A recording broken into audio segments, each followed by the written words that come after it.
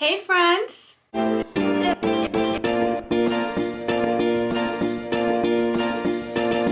name is Desiree, aka Mama Friendly, and I do all sorts of videos on my channel, from cooking videos to planner videos, vlogs, hauls, homeschool videos with a Disney twist, a little bit of everything. So if any of that sounds like fun to you, I hope that you'll subscribe and join me on my YouTube adventure. Today's video is the monthly Foodie Friday collab hosted by Tiffany of Small Town 6. And I am taking advantage of this collab to share with you one of my Cuban recipes. Every month for the last couple of years, I've been sharing an authentic recipe. Sometimes I have to adapt it to make it allergy friendly because I do eat gluten and dairy free. But every once in a while I get lucky and I'm able to just share the authentic recipe with you guys because it is naturally gluten and dairy free. This is one such example. So this month I'm showing you how to make Arroz Con Puerco, which literally translates to rice with pork, but there's a lot more to it than that. It's sort of similar to Arroz Con Pollo, which is another dish that I'm hoping to share with you guys soon. My dad makes a killer Arroz Con Pollo,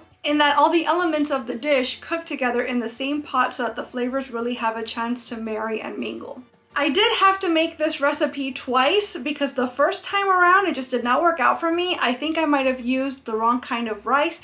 I don't feel too bad about it though because I was just watching Top Chef earlier today and they were saying that the food or the ingredient that is likeliest to send people home is actually rice. It's really hard to cook rice. The ratio, the temperature, everything has to be just so. And so I don't feel too terrible that it was my very first time making the dish and it didn't turn out just quite the way I liked it. But this second time around was a real winner. I'm glad I recorded it so that I can refer back to it myself whenever I decide to make this again. And this recipe made so much food that I was able to actually freeze some servings to have as leftovers later on. So big payoff, relatively cheap ingredients. And now that I've kind of perfected the ratio, etc. for you, it should be easy enough to make. I say this at the beginning of all of my Cuban recipes.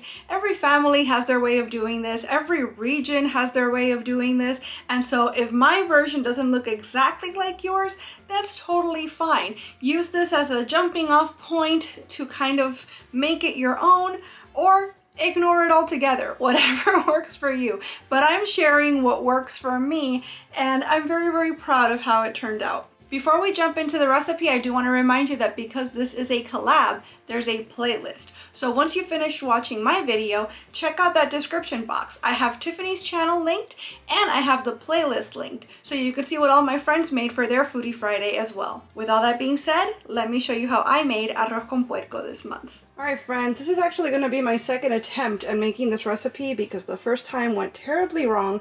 So I'm changing up a few ingredients. It doesn't help that the recipe I'm following is extremely vague. It has such measurements as un poco and hasta que esté hablando. So there's no times, there's barely any measurements. I'm pretty much trying to figure this out as I go. And like I said, this is attempt number 2. The first time I tried, it did not go so great. So I'm making arroz con cerdo or arroz con puerco, however you want to say it. We need 2 pounds of rice. So the first time I tried this, I used mahatma, and no matter how long I cooked it for, it just stayed chewy. So my sister suggested I use pearl rice. So I've got arborio rice here, and again, that's 2 pounds. We also need 1.5 pounds of pork, but it doesn't say what cut or kind. So I have pork shoulder butt. This is obviously way more than 1.5 pounds, so I'm gonna do my best to cut and measure what I need. I'm gonna weigh it out, and I guess I'll make lechon asado with the rest. I have a recipe for that on the channel already, so I'll post it in the corner, and I'll also post it in the description box in case you find yourself in the same situation. 3 tablespoons of fat, but again, they do not specify. So I'm going to use avocado oil. You could probably use olive oil as well. A teaspoon of salt. 6 cups of broth. They're saying to use water and bouillon cubes, but I have gluten-free chicken broth here, so that's what I'm going to use. 1 onion. 3 cloves of garlic. I might use more or less depending on the size. 1 pepper. I'm using a green bell pepper. And then 1/4 teaspoon of cumin and 1 teaspoon of bijol. But as we've discussed on my channel before, bijol is basically cumin with some, whoa, food coloring added, some natural, some not so natural. There we go, that's better. So as you can see, basically it's just cumin. So if you don't have this, your rice is not going to have the signature yellow coloring that it's supposed to have at the end.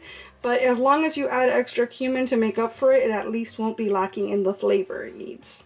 So it says to cut the veggies here into tiny, tiny pieces and to fry them up with the oil until they become fragrant. And once that happens, you want to put your pork in, which should also have been cut into bite-sized pieces at that point, and cook this until it gets golden. What I found though is that once the veggies start to sweat, the possibility of this getting golden is very, very small because the veggies moisture almost makes this steam. So what I'm going to do this time instead is I'm going to heat up my oil in the pot. I'm going to put the pork in first and start that browning process. Then I'll remove it, do the veggies just like the recipe said, and I'll put the pork back in because you want those crispy brown bits on the pork to give it a lot of good flavor. But like I said, at least the first time I attempted this recipe, there was just not really a way to make that happen because once the veggies start to sweat and that moisture is released, getting a good sear on the meat is just not as easy. Once that gets brown and kind of starts coming together, at that point you want to add in your seasonings. Then we're going to add in our rice and kind of stir fry it so that the rice starts to toast up a little bit with the heat, but also to give the coloring from the frijol a chance to really coat every grain of rice. Lastly, we're going to add in our 6 cups of broth, and it just says to cover it and cook it on low heat until the rice is tender. In my experience, rice typically needs 20 to 30 minutes. Last time I tried this, I cooked it for literally an hour and a half, and it just did not lose that like dry, crunchy chew of undercooked rice. So this time I'm gonna give it, let's say 40 minutes.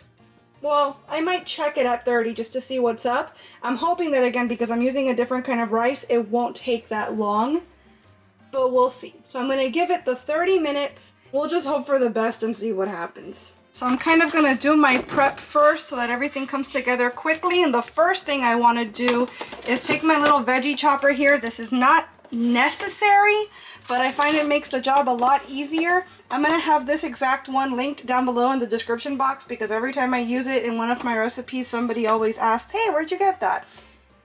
I'm obsessed. I use it every chance I get. So I'm gonna use this to make quick work of the pepper, onion, and garlic so everything is ready to go in the pot.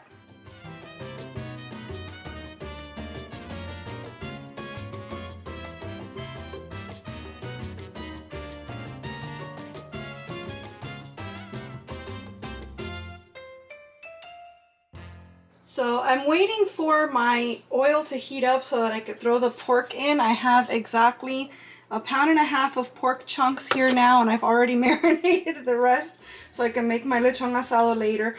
But I'm looking at the measurements, right? And it says 2 pounds of rice to 6 cups of broth. I don't know if you guys can see that, and it's in Spanish also, so if you don't read Spanish, sorry. But that's just not enough broth for that amount of rice. It just isn't. I was taught that you do 1 cup of rice to 1.5 cups of liquid, and at that rate, 1.5 cups of liquid, that's 4 cups of rice. So I'm measuring out 4 cups of rice. There's that, right? And then look how much rice is still left in here. This is 2 pounds exactly, this container. I'm gonna put my pork in. You can hear it's nice and hot. But the point I'm trying to make is that if I'd followed the instructions and put in the whole 2 pounds of rice, there would not have been enough broth in there to cook it. And so that might have been one of the reasons why my first attempt at this went wrong. So I'm not going to use this little bit of rice. I'm going to stick to the 4 cups that I measured out. It's been about 10 minutes total since I first introduced the pork to the pot, and it smells all sorts of amazing in here. So I'm going to go ahead and add my salt, cumin, and frijol now. I personally feel like anytime you're cooking Cuban food that involves pork, you should have oregano in it as well. So I might add some at the end, but for now I want to just stick to the recipe that I've already altered heavily and kind of see where we go from there. I am adding way more than the teaspoon of salt it called for, because the last time I attempted this, it was extremely bland, very much lacking in flavor. So there went our cumin and our salt. Here comes our bijol. Lots and lots and lots of bijol. You could also just add this to the broth instead and kind of circulate it that way, but this works fine. You can see that bright orange color. I'm gonna kind of toss this about. See how it turns that nice yellow? That's the color that we want for our final dish. In goes our 4 cups of arborio rice. And again, you see it starting out nice and white, but we're going to toss it around, give it a little bit of a toast with that heat, but also get all those spices all up in there so that the rice turns that nice golden color as well. Whenever my dad makes yellow rice, he always adds turmeric to it also, which is a really good way to add more color. And it doesn't have too strong a flavor, so that's something you could also consider. It's not traditional as far as the Cuban recipe, but just something you might want to throw in there. It's a good anti-inflammatory herb, and it does add to the color. So why not, right? Here we got a nice, beautiful golden color throughout. The rice is starting to cook up. So now I'm going to go ahead and add my 6 cups of broth. And then I will cover this, turn the heat down to medium-low, but closer to low. And I'm going to put a timer for 30 minutes. I'll come back and check on it then.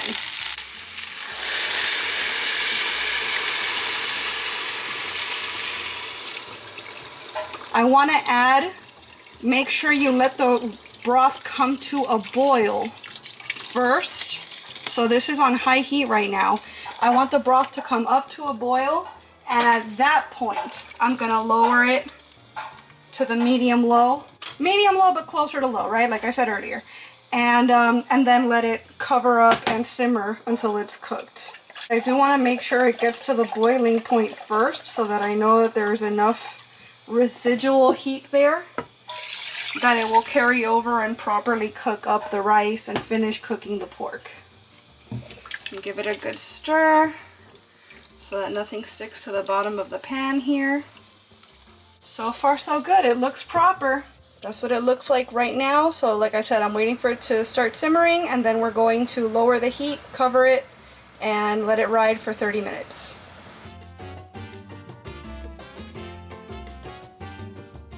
Alright, it's been about a half hour.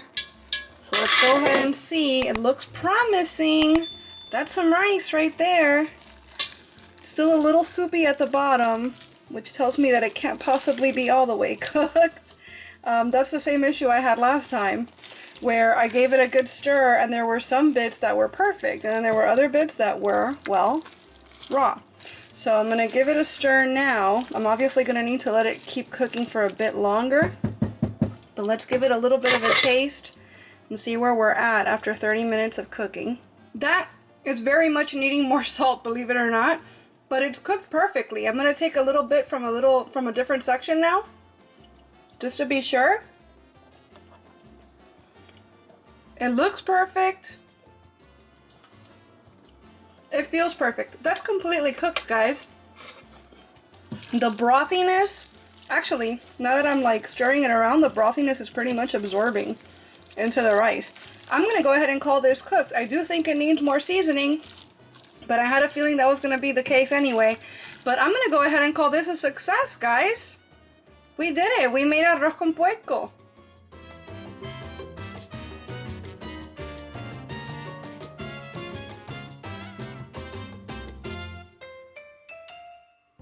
Alright friends, that's how I made my arroz con puerco. The second time was the charm, and it turned out really delicious, good texture, lots of flavor, and it's a really simple recipe with really cheap ingredients. So there's no reason why this shouldn't make it into your Cuban food rotation. I already have next month's recipe lined up, and it's another really easy and really cheap recipe that is naturally gluten and dairy free, which is kind of perfect for me. But If there's any kind of Cuban recipe that you'd want to see me try to adapt that you haven't seen in this playlist yet, let me know what it is in the comments and I'll do my best to make it happen. I want to thank you all so much for being here and watching this video. I really hope that you enjoyed it, and if you did, I hope you'll please give it a big thumbs up. I'd also love it if you would subscribe and click that notification bell because I post at least 3 times a week and I wouldn't want you to miss a minute. Thanks so much again for watching. Bye!